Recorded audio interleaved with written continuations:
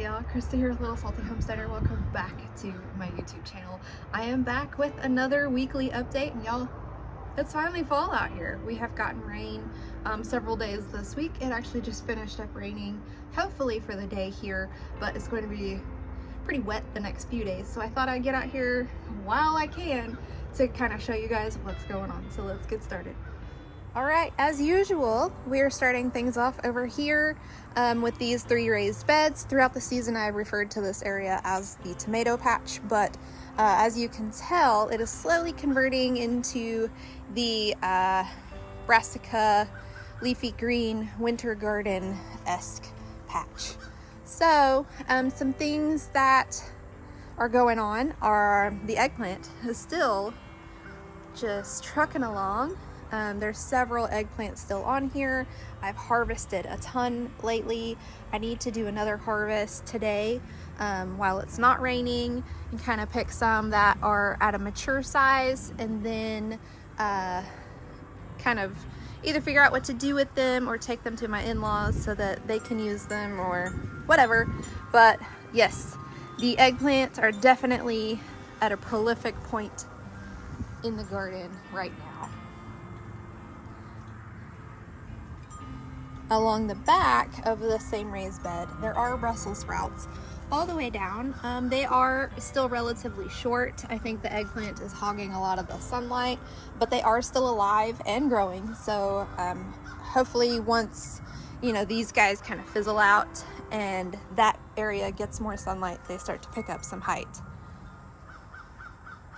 Over here in this raised bed, you can see the wild, unruly tomatoes. As you can see, there are a ton of tomatoes that are growing on here. I've harvested several ripe ones already, probably only about a handful, but I got those in the dehydrator the other day and added those to my stockpile in the pantry. The rest of what is happening in this raised bed is kind of a smorgasbord of cauliflower and broccoli, and there are still some cowpeas. I'm kind of struggling at this point. I do need to cut them down. I just haven't had the time to come out here and take care of it. But as you can see, the broccoli and cauliflower are all doing really well. There's a ton of height and leafy growth on them. I haven't seen where they're starting to form any heads yet, but they do look healthy overall. And they look like they could start to form heads relatively soon. So hopefully we start to see, like there's a purple one right there. Hopefully we start to see something happening within the next couple of weeks. All right, over here we have collard greens at this end, and it is a solid bed of collard greens at this point. You can barely see any soil at all. The leaves are huge. Set my tea down and I'll kind of show you. The leaves are huge, so that is awesome. We do still have several cowpeas here. I have not harvested in a few days because of rainstorms and all of those things, so I have a few that are ready. These are the pink eye purple hull, I think is the whole full name. You can see some more right there that need to be harvested. Lots of younger ones. I do expect these to start fizzling out kind of soonish as the low temperatures are starting to get lower and lower, but they're still looking pretty good, so I should be able to harvest several more. Over here is the different varieties of kale, and these have really put on a ton of growth in the last week. I think all of the rain that we have gotten since Halloween has really helped these just pack on a lot of quick growth. This one is looking really, really good. This one is the Frisé Rouge variety from Johnny's Select Seeds, and it's really pretty. I really like that. All right, let me grab my tea here.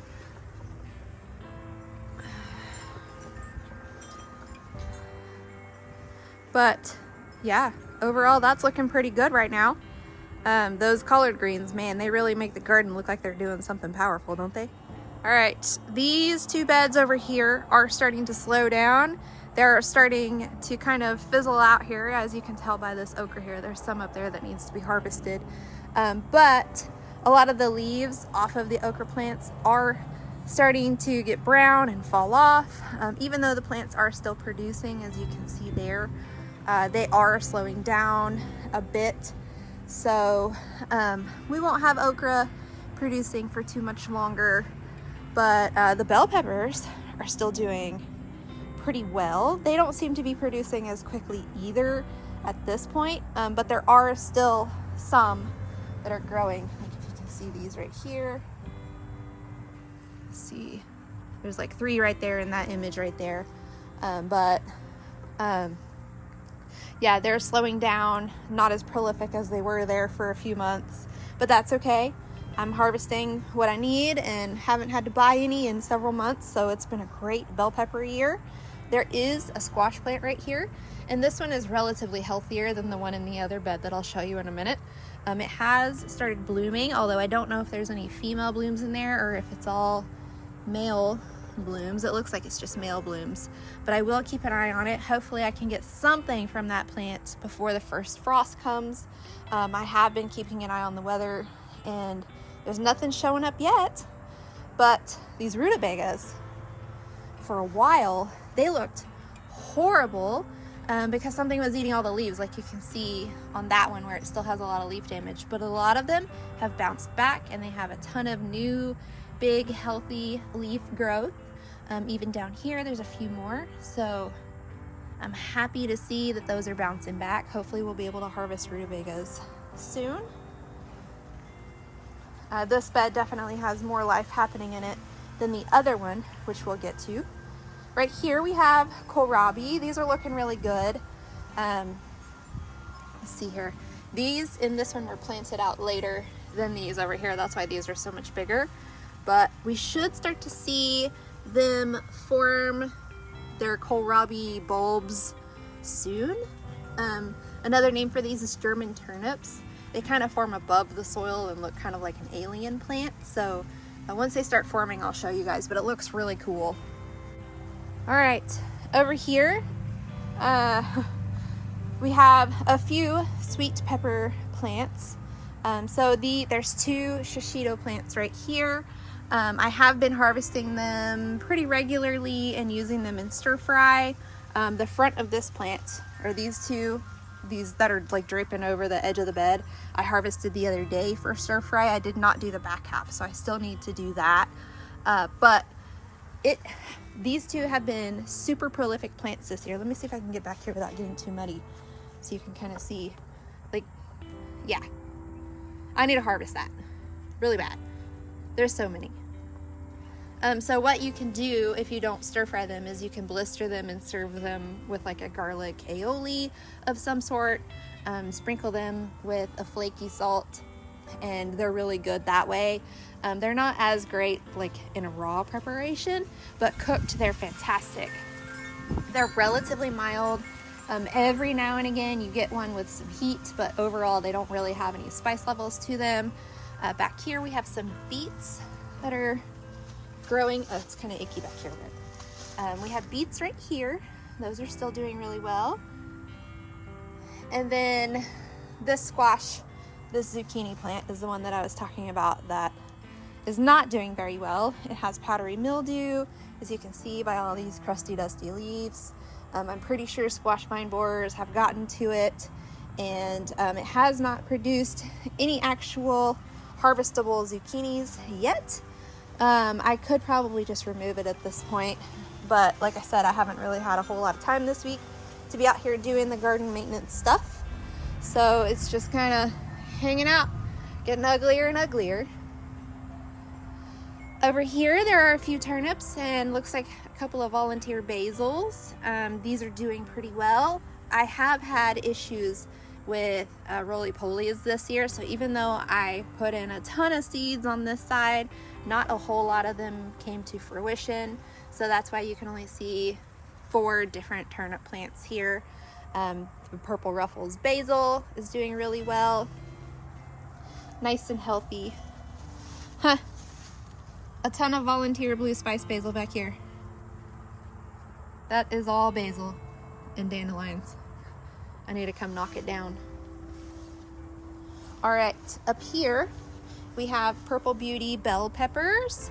I actually see some that I need to harvest, so I can take those to my in-laws whenever I take them some eggplant, so they'll have like a purple vegetable harvest. And then over here is Ajvarski, and these get quite large, as you can see there. Once they ripen, I will harvest them and then dehydrate them and use them as paprika. But they have a pretty thick wall, much like the bell pepper, so you can use them in a similar way if you wanted to. I'm sure they would make great like stuffed peppers or something like that. But my main use for them is paprika. But as you can see, there's quite a few of them. This plant is touching the ground actually, so I need to do something to help that out.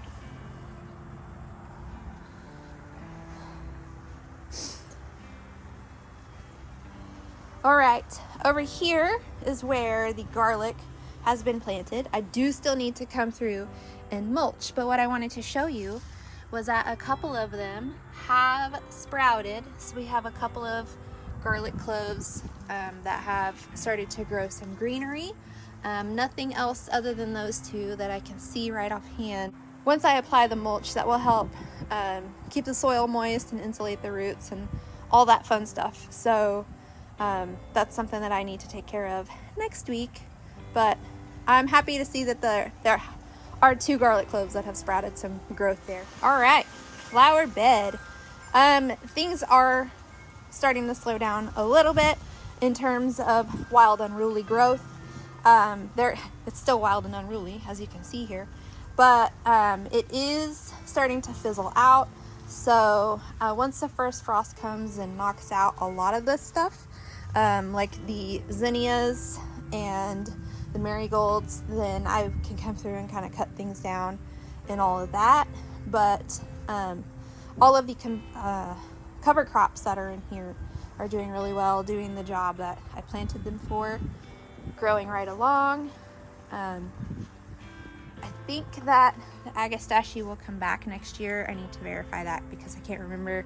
The salvia will definitely come back next year. The hollyhock will come back next year and should bloom, so that's exciting. Everything else will die once the frost comes, which is perfectly fine, and then I can clean up and do some soil preparation for the spring flower garden. There's some volunteer marigolds that look really cute. All right, where I have the bok choy planted, a lot of these did not survive the transplant. That's okay. All of these up here, though, look pretty healthy other than caterpillar damage. They are growing pretty well. And then we have this tatsoi back here. This tatsoi is looking really good. So this is a leafy green, pretty similar to spinach. So that's my, that's how I'll be using this. And then there's nothing else planted on this backside because this part right here doesn't get a whole ton of sun while the tree still has leaves on it. Once all the leaves fall off, then I can utilize those pockets if I want to. I may plant some root vegetables in there since they didn't really take root in those raised beds very well. The hot pepper green stalk. So as you can see, there is some stuff that needs to be harvested out here. There are a lot of peppers that have gotten ripe, all the way down, and Buena Mulatto that's getting ripe, all the way around. This is a banana pepper, a hot Hungarian wax, whatever you want to call it. But there's a ton of cayennes that have gotten ripe, and then some jalapenos down here, serranos, Tabascos up here. I'm gonna show you guys. So I do need to come through and do another full harvest here of this green stalk. I noticed that some of these were getting ripe a couple of days ago, and I was going to come out, but then it rained, and I didn't want to harvest them right after the rain because the rain kind of dilutes the spiciness of them. So I was waiting for the sun, and yeah, time got away from me and I didn't get them harvested yesterday. So I'm going to have to harvest them today. But I'm really impressed with how many peppers have come off of there this year. There's been a ton. All right, strawberries. They're growing onto the ground. These are doing really well. There's a ton of leaf growth all the way down. They're kind of becoming strawberry shrubs / vines. All of the pockets do have plants within them now, so that is really awesome. Well, supposed to. This one doesn't have one yet, but it will. Volunteer basil in there, which, by the way, these basil and strawberries are complementary flavors, so you can utilize recipes with both ingredients, and they're fantastic. All right, the little lime tree that could. Okay, so I transplanted it into this rolling planter so that it'd be easier for us to move in and out during cold weather spells. And once I transplanted it, it bloomed again, like completely all over. And I wasn't sure if the blooms were actually going to pollinate or if they were just gonna fall off and nothing was gonna come of them. But it looks like I'm going to have several more limes come off of this tree because all of these are starting to grow. There's another one, and then I thought I saw over here at least one of those was actually pollinated. So pretty cool that we're probably going to have winter limes. I'll just continue to let them grow once we move the tree indoors, and we'll be able to harvest them, you know, once they get big enough and ripe enough. A lot of volunteer basil that blew off of the other basil plants that I had planted throughout this area. There were cinnamon basil, there was a Persian basil here, and then in here there was a blue spice basil. So all of the seeds kind of blew everywhere, and now we have basil growing in the lime tree. That's great. I'll have winter fresh basil, so definitely not mad about that. Okay, this green stalk, I'm not going to pay too much attention to this side. This is the side that definitely needs some heavy maintenance work done on it. The mint needs to be cut down. That cinnamon basil needs to be cut down.